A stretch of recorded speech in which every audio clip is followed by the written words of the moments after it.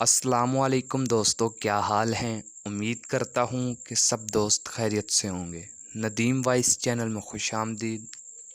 साफ़ सुथरा रहने वाला इंसान हर किसी को पसंद होता है, चाहे वो कोई मुसलमान हो या ना हो।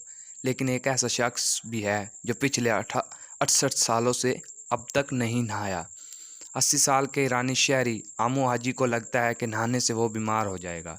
इस डर की वजह से इसने 68 साल पहले नहाना ही छोड़ दिया। हैरानकुन बात यह है कि यह आदमी गंदा पानी और मरे हुए जानवरों का गोश्त खाकर अब तक जिंदा है। इसकी सेहत पर किसी किस्म का कोई साइड इफ़ेक्ट नहीं हुआ। यह बिल्कुल सेहतमंद है। रिपोर्ट के मुताबिक आमू हाजी का कोई मखसूस ठिकाना नहीं है। वह इधर उधर खुराक की तलाश में फिरता है और मुख्तलिफ़ जगहों पर दिन गुजारता है। मज़ीद वीडियो के लिए मेरे चैनल को सब्सक्राइब करें। वीडियो मुकम्मल देखने के लिए शुक्रिया। अल्लाह निगहबान।